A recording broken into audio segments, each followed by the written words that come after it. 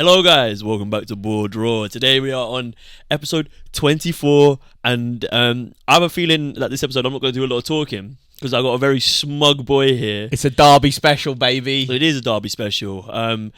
It was a good return to the Premier League after an international break, obviously kicking off with the London derby between Arsenal and Tottenham Hotspurs. Right, this is where I'm going to stop talking for 35 minutes and Ross is going to just gloat about Arsenal. Here you go, take it away, Ross. Yes, sir. So, our best team in the league, Arsenal, I think we might be. And that's because I think, personally, apart from Man City, who are kind of in a league of their own, but they're below us, we dominate games the most in the league. I said at the start of the season, when we played Palace and we had like half an hour spell of dominance and then kind of sat back a little bit and then had another bit of dominance and then sat back, that I want us to stop playing in spells of dominance and start kind of dominating games from minute 1 to minute 90. And I thought this was, apart from like a couple of games like Bournemouth and the Leicester game that we played where we dominated the whole game, this is like the first game against a big team that we've dominated from minute 1 to minute 90 and let them had nothing all game. They got a penalty, which is like questionable. And then after that, you'd think they'd push on. We went into half-time, they'd equalised. And you'd think Arsenal would come out second half, shit the bed, Spurs would push on. Second half, we just dominated them again. Didn't let them touch the ball the whole game. And then I could see Spurs fans coming at me and saying, oh, the red card changed the game. No, it didn't. We were all over them pre-red card. We were already 2-1 up and looking for a third. And then Emerson decided to be... Yeah, just ridiculous challenge, and it literally comes down from Martinelli deciding to just make a mug of him all game. All game, like bullying all game, him. He couldn't get close to Martinelli, and I think he had enough. And you see when he walked off the pitch, it was, and people were saying it's not a red. It's literally a straight red. It studs up on his ankle, it's a straight red. I mean, you say this is Arsenal's first like sort of test against probably like a top team. I mean, you're looking at Spurs, they did dominate the entire game at Arsenal, but perhaps you could argue that that is down to Spurs' play style. They're very much a counter-attacking team. It's so pragmatic and boring. And I saw a Spurs fan go on TalkSport this morning and say that he's like bored of the Conte play style, and if like he gets to the end of the season and hasn't won a trophy playing this way, he'd want Conte out, because he was saying that you'd rather finish 6th playing football that you enjoy watching than finish 4th, win nothing both times, but finish 4th and play shit football. Similarly, it was kind of under Jose Mourinho, very much renowned for playing boring football. I mean, if you're a Spurs fan though, I think you take a trophy any way you can get it. Oh yeah, 100%. I mean, if like you say, what is the point of being a football manager if it's not to win trophies? Yeah. No matter how you play on the pitch. I understand it though. It's very much like with England almost. So you look dry. at the dead football we play pretty much all the time, barring like 10-minute spells. No, it is very reminiscent of England, because what England lack in the middle is the same as Spurs. They just lack a ball player in the middle, and the defenders aren't good enough ball players in either team to run the game. Whereas you see like Antonio Conte's Chelsea team that played like this, they had ball players in that defence, whereas the England team don't, the Spurs team don't. And then like Højbjerg and Bentancur, fair enough, they got dominated by Xhaka, Odegaard and Partey. A lot of players would. But if you sign Basuma, for me, Basuma's their best midfielder. I'm not being funny. How's he not getting the team? I saw a lot of people saying before the transfer window, before he signed for Spurs, he would have walked into pretty much any team in the Premier League as a starting player. And it's very strange for me that he's gone into Spurs. Obviously, they've gone out for him, and he who else was in for him? Was it Arsenal? Yeah, Arsenal. Yeah, Arsenal were in for him as well. And he's gone to Spurs, and now he's just like, he can't break his way into that first team starting spot. Yeah, for me, he's better than Højbjerg. And Bentancur does a different role, but I'd play Basuma over both of those. Yeah, I mean, clearly something's not working. I mean, I know they were unbeaten, and I know that they're still thereabouts, like towards the top end of the table. Yeah. And I don't think any Spurs fan was under the impression, well, maybe because they could be a bit deluded, but under the impression that they were going to beat City to the title or even I saw some Spurs fans chatting shit. Yeah, I mean, comes to a point where it's like, if you're only ever scoring goals on the counter against teams that are going to like just drop deep against you and hold a really tight low block, like how are you going to break them down? Like you've got players there like Son, Kane, Kulusevski, Richarlison, but they're not getting the balls through to feed them. Like Kane once again is having to drop so super deep, and do you know what? Maybe that's part of the game style. He got pocketed by the best defender in the league. Oh, mate, I'm so excited to see Saliba versus Haaland. Mate, it's going to be an absolute battle for the ages. Yeah. Do you want to just talk a bit about Spurs and the fact that they actually can't pass the ball in the final third? So, I saw a stat. This was post. So, obviously, they lost to Arsenal, and I was going to get on my high horse for this podcast and be like, they're fucking shit. But obviously, they had the Champions League before we filmed, and so they were allowed an extra game to try and prove me wrong against Frankfurt. And they were shitting that and all. I think they didn't have a shot on target the whole game. And that's been a kind of constant theme in a lot of games they play. They can't get shots away. And so they pulled up the stat post-game. In the Premier League, Spurs are... Guess where Spurs are for progressive passes into the final third? Guess in the comments now. Because they're last. 20th in the league for progressive passes into the final third. Last. And these scumbags were saying they were going to win the league. Behave yourselves. My kind of segue from this is that Eriksen was a free transfer. You sign Basuma. He is probably one of the best defensive midfielders, ball-winning midfielders in the league. So if you were worried about Eriksen's lack of kind of defensive capabilities, signing Basuma should cancel that out. And then why don't you go get Spurs? Why don't you go get Eriksen? Because an Eriksen-Basuma midfield is leagues better than a Bentancur Højbjerg midfield. Oh, it's 100%. I'll make a poll post this podcast going out. I'm going to tweet it. Who's the better midfield? Eriksen and Basuma or Højbjerg Bentancur? I think if you look at that's me. Like Chelsea, you look at Arsenal, Liverpool, City, maybe not Man United because their midfield is kind of stinky, but like Højbjerg and Bentancur don't get into any of those teams. No. And Basuma probably would. Yeah, 100%. On the flip side. United would take Basuma in a heartbeat. And Eriksen has arguably been United's best player this season. Exactly. So yeah, like questionable recruitment from Spurs there perhaps. Because I think he was very open to that return as well. Yeah, 100%. It's like kind of when Fabregas was coming back to the Premier League and he wanted to come back to Arsenal but we didn't offer him a contract and then he went to Chelsea. It's similar to Spurs. Like if they'd offered Eriksen a contract, he would have gone there every day of the week. 100%. It's craziness. It is kind of frightening from the Spurs, like if you were a Spurs fan, to see the way the team is setting up. I know this is very Antonio Conte, very pragmatic, very automated football, but like you do have attacking quality. Like it's not even arguably the best players in their team are their front players. Yeah, the likes of Kulusevski, Kane, Son, and now they've added the Richarlison to that. Yeah. And it's like, why are you relying so heavily on your centre-backs to play progressive passes when you can literally change the formation and then you're going to be relying more heavily on your attacking players who are far better? Yeah. Or even play four at the back and play three in the midfield. Allow Basuma to play and then have two progressive... like Xhaka at Arsenal at the moment, who when he was playing in that two by himself in midfield... was struggling offensively, struggling defensively. Maybe if you put another midfielder in there for Spurs behind him, so like Basuma could be Spurs' Thomas Partey, and then you could maybe see another side of Højbjerg that attacking can do more like Xhaka is doing for Arsenal, because yeah, them two as a two is just not enough, and they're getting outrun in midfield, and it's easy enough getting outrun, but then both of them don't have kind of like the technical quality to run a game by themselves, so they're not offering anything. And it's like, it very much is, they're relying on moments of magic from players like Son, Kane, Richarlison being in the right place, Kulusevski, to be able to win out these games. Yeah, like they're 100%. relying on the quality of those players to do something special. Where if Son doesn't come on and score a hat-trick, they don't win that game. If Kane doesn't win a penalty or do a Kane thing, they don't win X game, Y game. It's literally those front lot winning them games on their own, and that isn't sustainable. That runs out. No, it's not sustainable football, especially against teams who will set up to stop those players receiving passes. Yeah.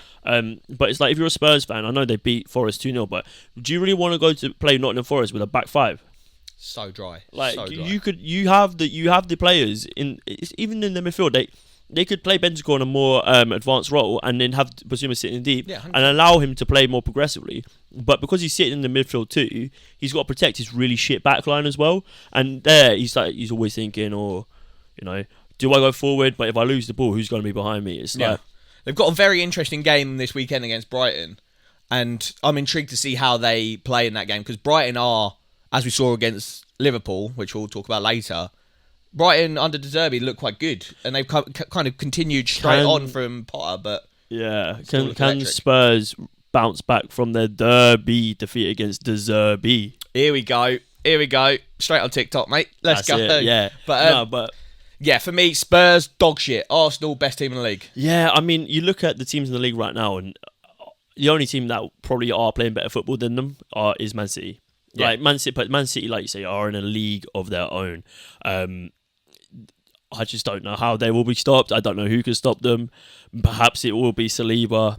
That you is different. But yeah, man. Saliba is unbelievable. Do you see the megs he did on Eric Dyer in Tottenham's box? I was like, mate, you're 20 and you're just buoying off this grown unbelievable player. And obviously he went away to Liga and he was one of the best defenders. He was the best defender in the league, and he was one of the top 5 in Europe that season. Progressive passes, most progressive passer for a defender in top 5 leagues. And it's crazy for such a young guy. And he's come back to Arsenal and he's slotted straight in, and he hasn't looked out. But he's not looked out of place. He's been the place. He is the standard for the centre backs in the league this season. 100%. And for such a young guy, it is unbelievable. So round of applause for Saliba. That's my boy. Hold tight, the Gooners. Sexy Saliba, yeah. No, top of Arsenal are just looking the business, and do you know what? After a very difficult decade. Yeah, it's been a long time. Yeah, it must be nice. We're cooking now. It must be nice. You're cooking, and we're eating good this summer. But yeah, another player that's really impressed me this season, Martinelli. He's so direct and he's so influential into games. Saka's really coming good. Not that he wasn't good before, but he had a little bit of bounce where he wasn't really in form. I'd say we've got the most electric front line in the league, because City is just Haaland. That's not even a front line. Yeah, I guess. I mean, our front line is electric. Haaland on his own is electric. He's probably got more goals than our front line, so I don't want to talk too much. Gabriel Jesus as well. Gabriel Jesus, unbelievable. You know the bit where he went through 4 Spurs players, and then Martinelli 2 minutes after tried to do the same thing as well. We just got so many Brazilian tech men. It is so good to see as well. These players playing with a freedom. Yeah. And I feel like the entire front 4, I know the Arsenal team is vibing, but the entire front 4, they're just clicking and they know exactly where each other's going to be. Yeah. They know how they're going to unlock that defence. And there's not a defence in the league that I don't think they can score against. No, I'll back us against pretty much every It's team. Unbelievable. And you could argue, mate, I know Man United is scoring 3 goals against City. I know Haaland's gone and just absolutely outscored anything. He's going to break 40 goals. He's on crack. He's got just ridiculous amount of hat-tricks. He is just the craziest player ever. But you look at someone like Gabriel Jesus, you could argue City were going to win these games pretty much anyway. They whether they kept Jesus or whether they had Alvarez playing up front, they were going to be doing the same thing they're doing this season anyway, just probably in not the same goal-scoring fashion. But could you argue that Jesus has been more influential to Arsenal than Haaland to City? Or is it too hard to overlook the crazy numbers that Haaland's putting up? Nah, I back that, because like you said, I feel like I could be in that City. Like, Haaland has scored some crazy goals, and I'm not saying I would score as many as he has. I wouldn't score 3 hat-tricks. I'd score 2. But I think you could put me in that team, and I get like a few goals every so often, and they win the games through Foden still scoring goals, De Bruyne or whatever. Whereas, like you said, if Arsenal haven't got a focal point that does what Gabriel Jesus does, win the ball high up, his ball, like... Did you not see? And he was on the edge of the Arsenal box winning tackles. He's fucked. His work rate's a joke. He got the ball and he skipped past Richarlison and won the free kick on the edge of his own area. Yeah, his work rate's a joke. If you look at the Arsenal team now, and I know like Partey's more incorporated, and Xhaka's playing a different role than he was probably last season. He's more of a 3-8 now than he was last season when he was playing more of like a defensive midfielder. But you've got the complete stark difference. I mean, it's still the same players though. You've got like Partey, Xhaka, you've got Martinelli, Odegaard, Saka. Yeah. But then you look at the difference between when they were playing with Lacazette or Nketiah up front, or even Aubameyang, compared to how they're playing with Jesus now. Yeah. His press, his willingness to receive the ball in deeper areas, his ability to play on the shoulder as well. It's giving him so much more freedom, and spices it up so freeing up all these other players as well. And he's also he's leading by example on the pitch because he's working hard, and he's also not afraid to go past a man, and he's not afraid to play a little 1-2. Well, apparently he came in and he's gone straight into like the leadership group at Arsenal, so you can tell that he's gone in. Arteta's been like, this guy, like all the young dudes, be like, you can learn from him. He's the man. And like you said, he fucking hell, I thought the mic was going to fall there. Leads from example on the pitch. Whenever there's like a goal and we're like battering a team, he's like, everyone calm down, fucking get your head back in the game. It's 1-0, it's 0-0. Exactly. And so like my argument is perhaps he is more influential than I back it. Erling Haaland's transfer to Man City. Put one of those out in the polls as well. Yeah, let us know. Yeah, because do you know what? You could make a solid argument for both sides there, and neither one's really wrong. Yeah, because it's very much subjective, isn't it? It is. But yeah, should we discuss? What do you want to discuss next? Man City United, or should we go to Liverpool Brighton? Got to be Man City United, I think. Got to be. We've been talking about Erling. Yeah. But from a London derby to the Manchester derby, this game started off and it was not fun viewing for a United fan. Fucking rough. They were getting peppered from moment one. I mean, the game was the Erling Foden show. It was unbelievable from them. It's not often that De Bruyne doesn't get on the score sheet when they score 6 goals. Yeah. I thought Grealish actually had a good game. Yeah, so did I. I think he's starting to settle into his role. And I think when Haaland's playing, he looks really good. Because Grealish, I think he likes playing with like a target man. He likes cutting inside and doing 1-2s off the target man. And that's what Haaland allows him to do. Whereas like if he's playing with, I don't know, Foden as the false 9 or even Alvarez, he doesn't have that. And they have that kind of dynamic movement around the front three. Grealish isn't really about that. He needs someone... Maybe down to his football IQ. Is football IQ a bit more simplified in terms of the way he views the game? Yeah, maybe he needs like a couple more years under Pep to kind of learn. But then you don't want to take that out of his game. The Grealish thing is really, really interesting because obviously you look at his £100 million move from Villa to City and everyone's expecting to put up massive numbers. But Pep's come out and been very, very clear on his viewpoint of Grealish, where it's like he's not in the team to score goals. And while he might not be getting assists, he's playing a very pivotal role in the system. Yeah. In the positions that he receives the ball, in position that he can get us up the pitch. So Pep clearly still really likes him, and which is great to see from an England point of view as well. That a manager of Pep's caliber is really rating this his great English asset for us. But yeah, Phil Foden as well. He had an absolutely electric game. Yeah, he had a couple. He didn't have the greatest performance for England in the international break. He was shit, if I'm honest. And then he's come into this Manchester derby and he's gone, I'm actually sick, and then just decided to put everything up to bed. In that City team, he knows his role, and the City team is kind of, apart from Haaland, is kind of moulded to him. Like De Bruyne just facilitates those two so well. He just De Bruyne does everything, and then kind of those two are just allowed to play their own game.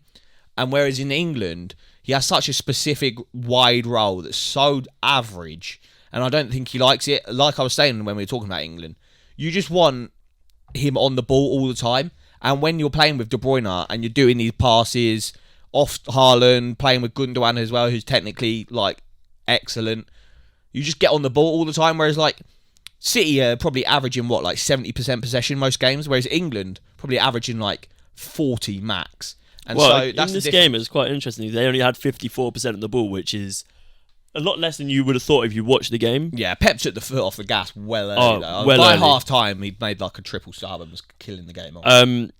But interestingly, he was playing the right wing role. I I had to look it up because I actually wasn't sure because he was all over the pitch. Yeah. I couldn't remember. So fluid. But it was completely different to the role as a wider winger that he was playing for England. Yeah. Like he was so isolated for England. Whereas, like you say, on that right hand side for City, he had De Bruyne supporting him. Bernardo Silva loves to float into that right, even if he starts it like in the left side of an attacking midfield role. So it's so much more dynamic than in any sort of like formation they play in the England team. But yeah, it was a really, really dominated performance from Man City. How did United score 3 goals?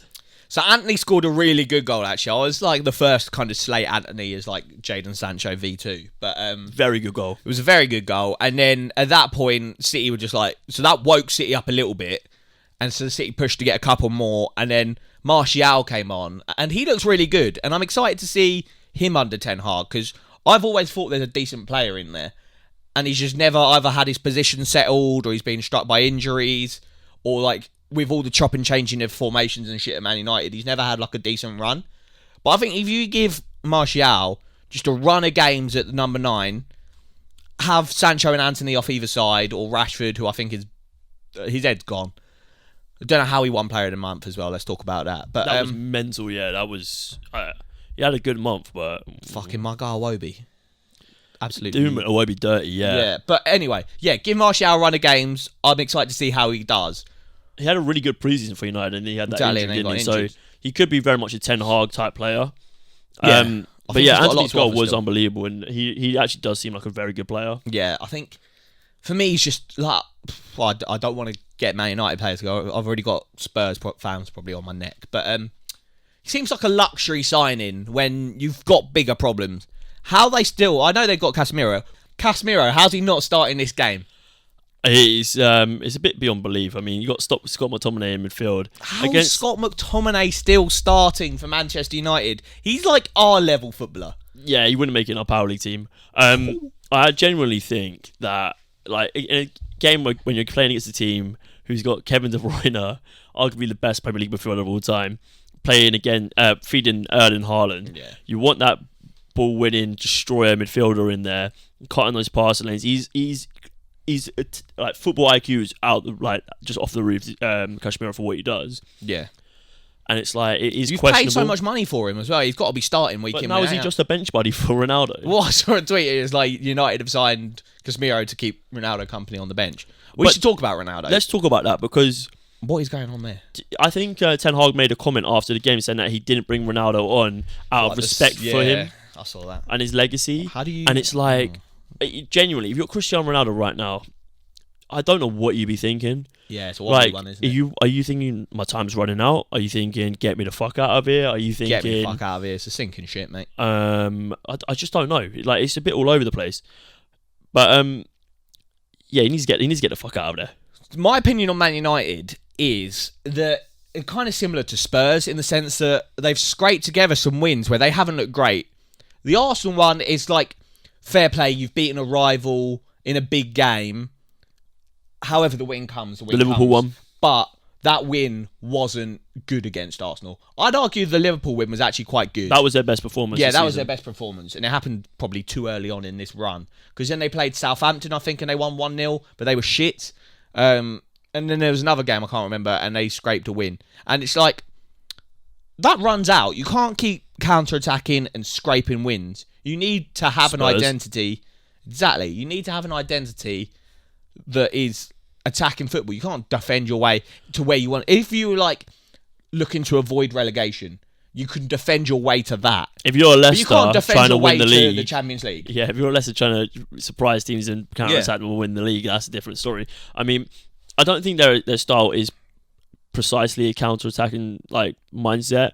It really isn't, because you can see a lot of passages of play, and there were times in the game where they actually had the ball for extended periods against City, but the quality in the midfield is not there to allow them to have that consistently. Whereas you've got a team like Arsenal who've got Odegaard, Partey, Xhaka, and they're controlling, dominating the game. United don't have that in McTominay, and Eriksen has been great. So he's sort of left out of this, but he can't do it on his own. Yeah, you need someone Bruno to facilitate. Fernandes is not the player he was at those first 2 seasons. He's not facilitating a role to like validate his position on that pitch. Yeah, his return. And he's not returning.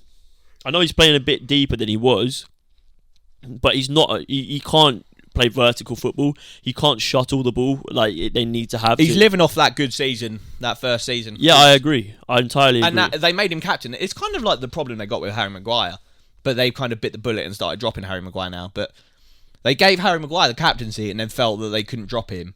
And then they've moved the captaincy, in-game captaincy, from Harry Maguire to Fernandes, and now they can't drop Fernandes. It's like a shit show. I liked Varane just dipping at 3-0, just saying, fuck this, I'm out. Yeah. He didn't even look for the sake injured. of his career. Yeah, I mean, it was an embarrassment, and the fact they scored 3 goals, I mean, it sort of papers over some cracks. Big time. I mean, the thing is about how deep can you look into these cracks when you're playing against a team with Erling Haaland up front. I mean, Foden had one of the best games of his career. Yeah. But this is becoming just week in, week out for Erling. Yeah, the guy's a machine, man. I mean, you look at, from an outsider looking at him, you think the goals he scored were fairly simple. But the one that really stands out is the one from De Bruyne where he plays it into the back post and Haaland gets his leg up. Yeah. And the ball's coming fast and he's at full stretch. Why you confess? But yeah, full stretch, and he gets his leg on it, and he does it time and time again. Yeah. His positioning, his timing is perfect. His legs are so long that he can like fucking get his legs round. Like, he like 10 is man. undefendable. He is inevitable. A lot of people saying, coming for Rory Jennings' neck again, said that his link-up play isn't that good. His link-up play's fine, and he got 2 assists that game, and they weren't easy assists. The first one where he played like a De Bruyne-esque pass, like in the corridor of uncertainty. Shout out those, man. He played a naughty through ball there, and Foden got his goal. But yeah, he's got like a good football IQ, and his assists were on point, his goals were on point. It was a very complete performance from him. Yeah, I agree. There was a point where he got the ball in a position where, and you see it time and time again, where he gets it on his left foot, he taps it to the side and just smashes it in the top corner. But this time he rolled it and it played it to Grealish. And Grealish doesn't get into those positions too often where he's the last person receiving the pass. Yeah. And it would have been a position where if Haaland had shot, he would have had a fairly decent goal expectancy from him. But the goal expectancy from where Grealish was much higher. So it was a very smart football IQ move for him to play that ball. But then Grealish ended up trying to play it back to him or something. Classic Grealish. But yeah, and like you say, Grealish learning to play like that is going to be very important for him because he will come in and he will realise actually he just wants me to shoot. Whereas at the minute, I think Grealish is just give it to Erling, get it on his head, get it on his foot. But yeah, the guy is a freak, and the fact that people thought he was just big and strong, he's just proven everyone wrong, isn't he? Yeah, he just is. What was that? 3 hat-tricks back to back at home. Yeah, it's crap. That's insane. 14 goals is he on? Yeah, I think so. 14 goals with 30 games left. We're 8 games in, mate. He's nearly got 2 goals a game. Lacazette last year got 4 goals in the whole season. I like. He almost got that in a game. I think what's that? HLTCO is tweeting out who's got more goals than in the Champions League every time he scores a goal. Okay, nice. And there's also someone who's tweeting out how many hat tricks he's got compared to other people. He's got more hat tricks, or the same amount of hat tricks as Cristiano Ronaldo in 200 odd less games. Yeah, and Cristiano Ronaldo, yeah, one of, if not the best player of all time. You see, so it was like a race to get 3 Premier League hat tricks, and the previous quickest was Michael Owen with 40 games. Yeah, and how has he done it in 8? What is that? One more thing I want to say on Man City. Akanji looks like a really good signing. I think he because that was deadline day, and everyone was he's just there to bolster the numbers. Really, he looks like a really good player. He was linked to United for a couple of seasons. I think it died out, the links, last season. I think United should have gone in for him. 16 million, I think he cost. Such a good deal. He can play centre back, left back. So good, so big, so strong. Composed. Looked really good that game. So composed. And, like you said, it was a deadline day signing, so everyone was kind of like, "Oh, what is that?" And you've already got Laporte, Diaz, and Stones, who are probably the 3 best defenders in the league, and Nathan Ake.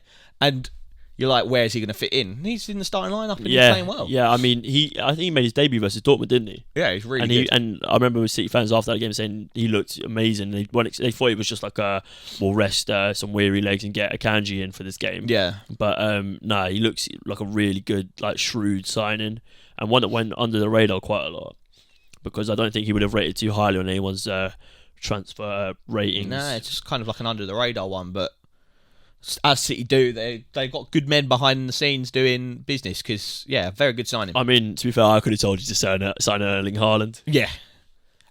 And, like, not that they know, but they obviously had Diaz, Stones and Laporte all injured, so it's, like, lucky that even happened. Next game? Next game. Who should we talk about? Should we talk about Liverpool? I think we should. I think we need to talk about the Zerbi and ball. The terrific Trossard. Deserble. And Trossard. Our BoreDraw player of the week. Yeah, I mean, he is flying this season. Yeah. It's very easy to forget how well certain players are doing when you've got players like Erling Haaland just absolutely smashing up week in, week out. It kind of takes the gleam off of everyone 100%. else, because he is just doing things that no human should be doing. But Liverpool 3 Brighton and Hove Albion. Yeah. Liverpool went 2-0 down, didn't they? They did indeed. Early doors as well. I think this is the earliest Liverpool have ever been 2-0 down at home. So and I think that's happened a lot this season. It's like, do you remember United a couple of seasons ago, where they always let team like take the lead, and then they'd always go and win the game, and they had like the most points from like recoveries ever. Yeah. Liverpool are kind of like that this season. They're letting teams score and always give themselves an uphill battle. They did against Fulham, they did against Brighton, and it just keeps happening. They did against United. I don't know if it's just like they come out and they're not up for it immediately, or if they're all individually just taking their foot off the gas. But there's definitely issues at Liverpool. Big issues. Big issue? I think Nunez is shit. Honestly, I think he might be shit. He couldn't hit a barn door. He dead? Yeah. All I'm seeing is his movement is great. His movement is brilliant.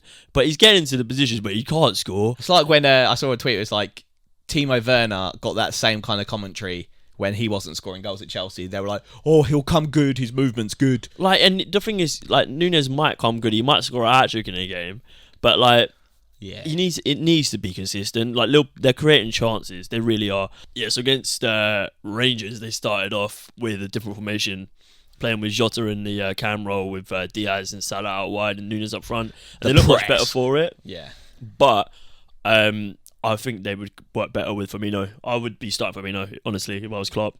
Firmino scoring goals as well, though. Yeah, scored 2 that game. He's got decent. He got a hat-trick against Bournemouth. He must be pretty high up on the old goal scorers list. Salah not doing the business. Maybe Salah. Maybe Erling has stolen a bit of Salah's zhuzh, you know? Yeah, I don't know what's going on with Salah. He doesn't... So I've seen a lot of people talk about the whole, you get your big contract and then you kill yourself off like Ozil, like Aubameyang, like, I don't know, XYZ. I don't know if that's the case for Salah, because he's still dangerous. He doesn't come across as the kind of person that would get a big deal and then down tools. But the thing is, he's still looking dangerous in every game. He's just not offering, like he is. And I was like, a lot of fantasy people are like, "Oh, you got to keep him in your team because his kind of XG is still great." Blah blah blah. But if you're not putting them away, if you're not getting the assists, I don't want to hear it. Yeah, I agree. For me, something's missing. I don't know if it's the lack of quality around him. Like, he's playing now with a young Harvey Elliott. He's playing with Darwin Nunez, who we've established is dog shit. We've got, Fabio Carvalho that's young. You're playing with a midfield of Milner and Henderson. So maybe, and Trent, who's not in form. So maybe it's a combination of all that. Or maybe he is just taking his foot off the gas. I don't know what it is. I think, like, obviously, when they have a stick to the 4-2-3-1. Fuck off that 4-3-3. Stick to the 4-2-3-1. Have Fabinho, have Thiago next to him, and then play that Jota, Diaz, play him out wide on the right. Yeah. And then play, like, Nunez or Firmino. Ideally Firmino, in my opinion. But the other thing I'm thinking was perhaps it's the introduction of Luis Diaz. He's getting a lot more of the ball down the left-hand side than like Mane would. Like, Mane wouldn't be receiving the ball half as much as Luis Diaz is now, and perhaps that's also negatively affecting the impact of Robertson as well. Yeah. And that's why Robertson's not been on the same sort of level as he has been previous seasons.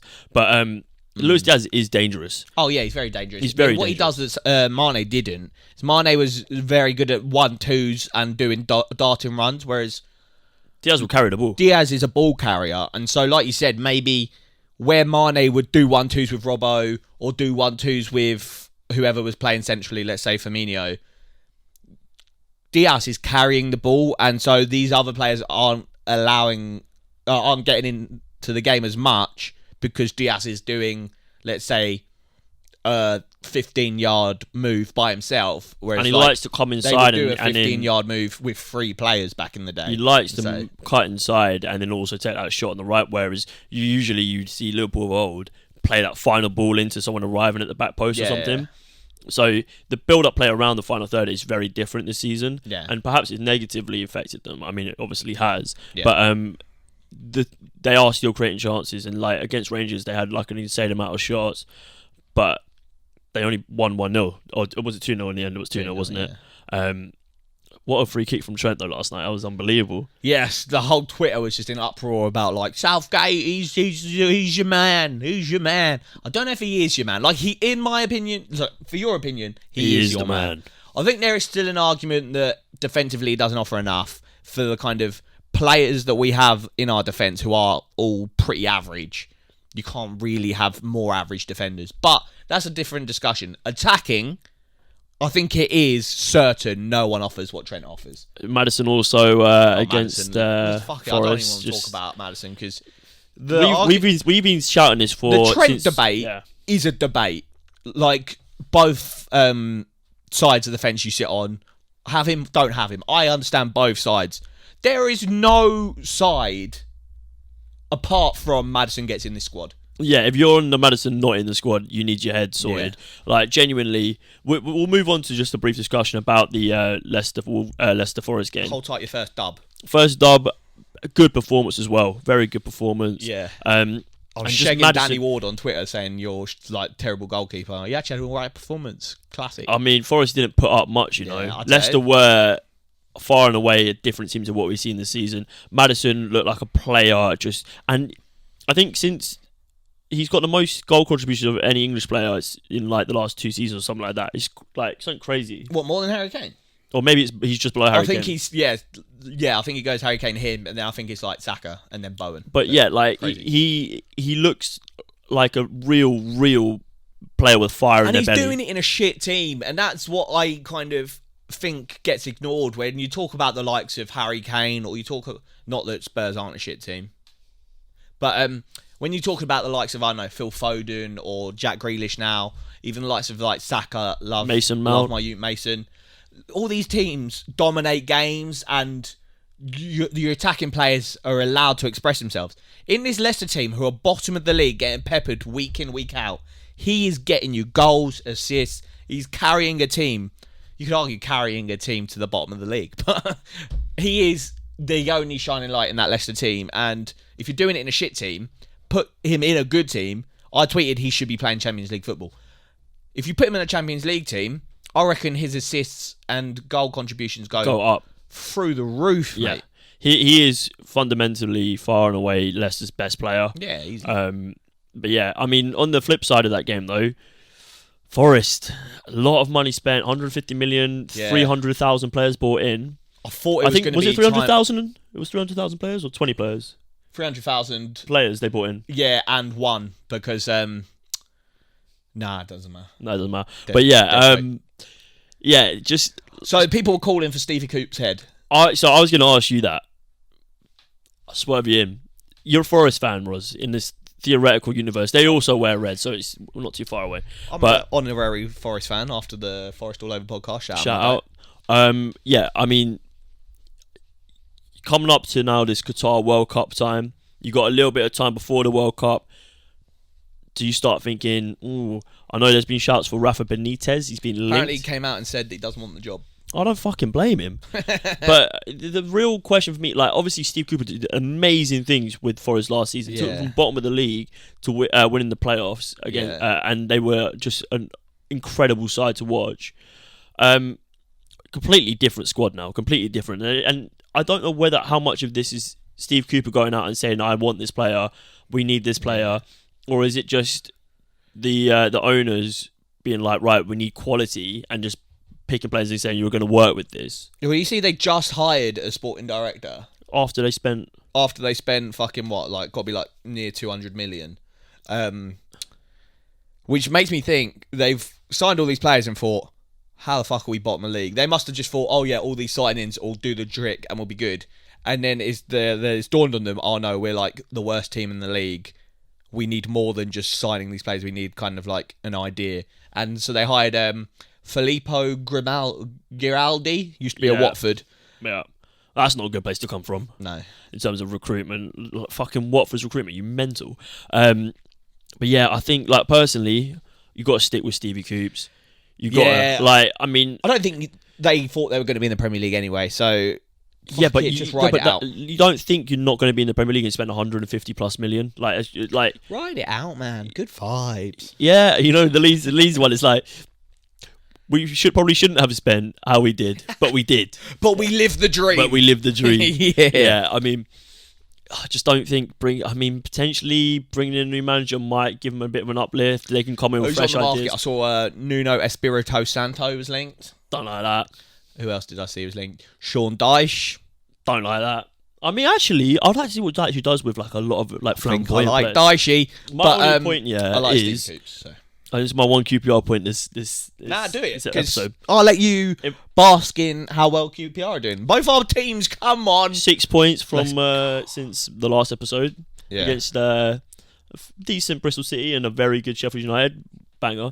But if Morgan Gibbs-White is worth his transfer value, Chris Willock is worth 20 million on top of that. Yeah, no, I'll back it. I'm not being funny. Are you scared Chrissy Willock's going to move away? Who do you like more, Eze or Chris Willock? Oh, do you know what? I loved Eze, but it's hard to look back now at Eze and be like, Chris Willock is... He is the present. He is the present, yeah, and I'm in love with him. Yeah, no. And I think he plays better with Ilias Chair than Eze did. Okay. And Eze was a different player. Like, they are different. Chris Willock going forward, he's unbelievable. Like, he's so electric. Yeah, I saw. So is he on 0.8 xG? Yeah, I thought. And 6 goals. Yeah, that's fucked. And he missed 4 games. That's fucked. Like, he is that good. He really is. And but for those what I of liked you that about don't Eze, understand XG, that means that he should have scored. Let's round up. Let's say he should have scored 1 goal this season from the positions where he took the shots, but he scored 6. That's fucked. I think like the only person equivalent to that is Son last year. I think he was. What did he finish on? He won Golden Boot with like 23 or 4 goals. Yeah, and I think his XG was like 17. And so like pushing that far above your XG is crazy. He is so clinical. But what I liked about Chris Willock is when Eze came in, the minute he got into that team, you knew he was the bee's knees. But Chris Willock didn't make it at Arsenal, and then he went to West Brom, I think, and he went to Benfica, played in Benfica B, and then he came over to Huddersfield, had a loan at Huddersfield, and didn't work out. With Smithy Rowe. And it's never worked out for him. And then he went back to Benfica. Trapp was like, go fucking QPR, mate. They're sick. And then he come over, and he struggled to like get into the team, and then out of nowhere he just got this elite mentality. Like, I'm actually fucking sick. That's what you want. You want killers in your team. And he will take players on. Yeah. And he's not like the biggest player, but he just shrugs off tackles. Like, he's so like he's almost like Salah is. Bukayo. Baby. Bukayo-esque. But yeah, he is an unbelievable player. That's my rant over. He's better than Morgan Gibbs-White and Brennan Johnson. See Morgan Gibbs-White's girlfriend. Yeah, well, you know. Anyway, maybe we'll be talking about QPR in the Premier League next year, but you know. Yeah, no, that'd be nice. Let's not get ahead of ourselves. We could do like a live stream Arsenal versus QPR. We'll go to the game, mate. Get us on the pitch, yeah, man. Right, we'll do so the other games that were worth mentioning. Newcastle, who are on like a bit of an average run of form, picked up an absolute decent. Chalobah getting sent off for Fulham. Yeah, that kind of killed the game off immediately. But 4 goals, and Callum Wilson looks back. He looks good. Yep, that's good. Bournemouth held Brentford to a 0-0 draw. That was a good one. Everton picking up another win I mean, Everton you came out on Twitter saying that you put some respect on Frankie's name because at the start of the season, that the result? I think that's the result I got right. This on the was predictions. it? Oh no, I think it might have been. Yeah. So at the start of the season, we both had Everton. Did we both have Everton to get relegated? No, I definitely did. No, I had them 17th. I had 18th, and you had 17th. Yeah, so we I both had them like flirting with relegation. I had Fulham, Forest, and Bournemouth. And I've got Bournemouth and Forest are down there, so but Fulham are flying. So we both have Frankie Lampard to struggle because the window at that point when we did the predictions wasn't that inspiring, and they just come off like being just generally shit. Yeah. But he's done a good job. Yeah, the least goals conceded in the league. Yeah, crazy. They haven't played City yet, have they? The undercover kind of business they've done, the Tarkowski Cody, the moving Iwobi to the middle, the Dwight McNeil and Damari Gray and Anthony Gordon. It's all nice. That Onana signing, outrageous player. Getting Gay back, great move. Yeah, I think they're... round of applause, well done. We are not afraid to give you applause. I don't like Everton, and I'm not like a massive fan of Frank Lampard, but credit where credit's due, they're moving quite well. West Ham 2, Wolves 0. Bruno Lage out of a job, and Scamacca with a great strike. He for me he starts every game. Scamaca'd it into the net. Scamacca, Shaka boom. Nice. Yeah. Last one, and then we'll go into our predictions. Aston Villa Leeds. Jesse Marsh came out and literally said, "Stop playing stinky football." Yeah, Aston Villa Everton, the two teams that have been on their neck for just being shit. And Tottenham. And Everton, Tottenham are though. I'm sorry. But what was I going to say? Everton proved me wrong. Aston Villa continuously proved me right. They're so dry, and it's different because Everton have proved me wrong with like a lower caliber of players. Aston Villa's squad should be doing so much better than what they're doing. They are shit for the players. Spent a lot of money, didn't they? After that, so much money spent.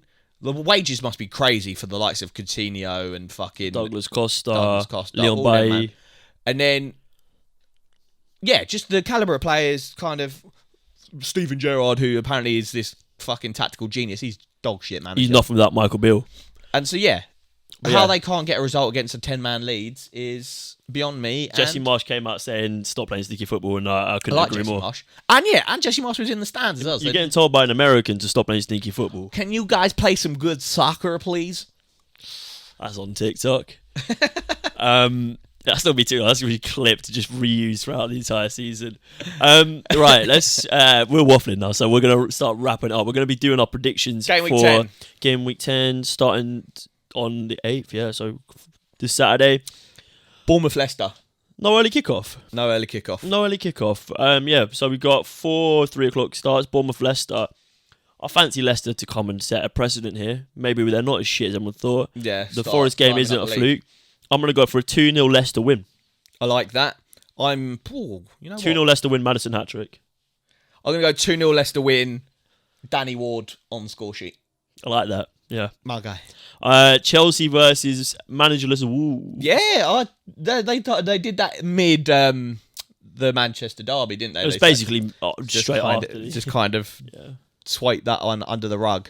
But I'm going to go for a 1-0 Chelsea. I think I'm going to go for a 3-0 Chelsea. I think this might be the beginning of a good spell for them. Okay. They're currently playing AC Milan right now. Do you want a live update of the score? Ooh. Sorry. That was too premature. The score is 1-0 Chelsea. Come on. Oh, I don't really care. Fofana. He scored and then got subbed off. You'd love to see it. He probably got injured celebrating. So I said 1-0 Chelsea. You said 3-0 Chelsea. Man City, Southampton. Oh, I fancy Ireland to get 4 this game, so probably 5-0 Man City. Cheeky 4-ski. Yeah, no, I agree. I think it's going to be another... God, imagine if he bags another Hattie. But he is playing tonight currently. And he has scored. And he has scored, obviously. But that's almost quite good for him because he might get subbed off early. Yeah, I agree. Yeah. I'm going to go for a 4-0 City. You 4, I'm 5. Newcastle, Brentford. This could be quite an interesting game. It's teams that want to play expansive football, but... Brentford can do it, but the last 2 games, they've looked not great. Is the personnel there? Obviously, Newcastle were back off a good win against Fulham. Yeah, I'll back Newcastle on this one. I'm going to go back Newcastle as well. I'm going to go for a 2-1 Newcastle. Very nice. I'm going to go for 2-0 Newcastle. 2-0, a nice clean sheet for Nicky Pope. That'd be lovely. Got him in my fantasy team. Do you know what? This could be a very good game. Brighton versus Spurs. I said this in the preview that Spurs have been looking shit, and they're coming up in this run now. They've got a few games. So Arsenal, a team that looked really good, they lost. And then Brighton, a team that looked really good, they lost. And Everton who are picking up. These are 3 games where I can see Spurs struggling. And so, yeah, Spurs-Brighton, what are you saying? I think this could be a very interesting one because obviously De Zerbi's come in. He plays very good football. He's probably not had. He hasn't had enough time to stamp his authority. The Italianos. It is. Tutto bene or tutto male? But I think Brighton's expansive way of playing football could play into Spurs' hands here. Spurs want to sit back and play on the counter. They want to draw teams into their own half and hit them on the break. Messi scored 1-0. Yeah, it's 1-0 now. I think it's going to be a tutto bene for Antonio Conte. Oh, do you reckon? Yeah, I'm going to go for a 2-0 Spurs. 2-0 Spurs. Oh, away from home. I don't back that at all, actually. I'm going to go 2-1 Brighton. 2-1 Brighton. And I love it. But this is a very volatile game, this could be. Crystal Palace, Leeds, starting off Sundays. A Super Sunday. What have you got on this one, Roz? Palace have had a bit of a shaky... Yeah, they have. Weeks. I don't think they look that bad against Chelsea, though. And I think they will come good this season. And at home... It's kind of both these two teams. Their home grounds are like hard places to go, and I think Leeds will struggle. They've got no Sinisterra for this game because he's suspended. I'm gonna go for a 2-0 Crystal Palace. I think I might go for a 1-0 Palace. Yep, very nice. Wilfie Zaha. Moving on to a London derby. The Hammers versus the Fulhams. The Fulhams. The Battle of the Hams. Are they gonna go Fulham or are they gonna go Rottenham? I think they're going to stink it up. I think it's going to be a 3-0 West Ham. Do ya? I don't know if West Ham are cooking like that, and they've got a game tomorrow night as well. Oh, shit, I forgot about that. You can change it. I'll allow it. Oh, you'll allow it? Yeah. 2-0 West Ham. I'm going to go for a... I was going to say 1-1. Do I back that? Yeah, fuck it. I'll back that. 1-1. Yeah, fair enough. 1-1 to West Ham. 1-1 to West Ham. 1-1 to the team ending with Ham. Nice. The game. This is going to be a juicy game. So I was saying this to my mate at work today. Going into that Spurs game, Spurs were third in the league, hadn't lost a game, and I was more confident about beating them than I am us. Liverpool coming to us, they're looking as shit as they are. They're like mid-table, 10 points behind us. I was more confident going into that Spurs game than I am this game. I still have shivers at night thinking about whenever we play Liverpool and get turned over. But I'll admit it's quick and easy. I think it's going to be a 1-1 draw. Boo. I'm going to go... No, I'm kidding. I think it's going to be 2-1 to Arsenal. Do you? I actually do. That's my guy right there. I was going to say 2-1. 2-1 to the Gunners. It all depends on the person that Liverpool have at their disposal. If they've got a fully fit Fabinho. Yeah. If maybe Robbo's back. Same thing with West Ham, though. We're playing tomorrow night, so... Something could happen. Who knows? Who knows? We're both going 2-1. Everton, United. Could Everton... It's a nice game. That's a nice game. Yeah. Everton United's always a good game. It is. Do you know what, though? That's a stinker of a game. That's like a Midlands derby, isn't it? I've got this going to United, and I'm going to give them a 4-2 win. 4-2? 6 goals. I like that. 9-goal game, then a 6-goal game. I 100% think there's going to be goals in this game. Both teams. Everton, though, least goals conceded. I think that just goes out the window when these two play each other. I swear every time I watch these two play. No, but anytime that stat is brought up, it goes out the window. Yeah, that's true. I'm going to go for a 2-2. A 2-2. I like that. Yep. I like that. When do we ever say we don't like that? Yeah, that's true. Well, I don't like this game. Monday Night Football. Two of arguably the worst teams in the league. You don't even argue. They probably are the two worst teams in the league. Nottingham Forest hosting Aston Villa. It's dry. It's dry football. Not the Nottingham Forest. They don't play dry football. They're just not playing very well. 1-0. Aston Villa. It's got 1-0 written over it. Football. 1-0 written all over it. I've got 0-0 written all over it. You got a BoreDraw. BoreDraw, but they did have a BoreDraw last game. Can I do that again? Fuck it, yeah. Actually, no. I'm going to go 1-1 as well. Follow us on all the digi platforms. TikTok, popping. We're Twitter, gonna do a TikTok boom, Instagram, all that jazz. Yeah, sub to to YouTube. Yeah, because we're trying to hit 100 subs, so that's and the YouTube Shorts. They're going kind of hard. So yeah, exactly. But yeah, make sure you're following us on good. all the platforms. Get on the Spotify as well. Leave us a rating. Leave us a Spotify rating. Yeah, We leave really us a enjoy 5 stars. A 5-star. You leave us a 5-star, Roz will come and give you a good night kiss. Do you know when you get out of the Uber, he's like 5 star? Yeah, one of those, 5 star. man. Even 5 if star, it's guys. like, even if he's fucking skipping red lights and dinging other cars on the way past you, like, yeah, I'll fucking still give you. But 5 he got star. you there and on time, so Yeah, I don't know. We're waffling. Enjoy the pod. it's been BoreDraw and it's live. Cheers, guys. Sandal.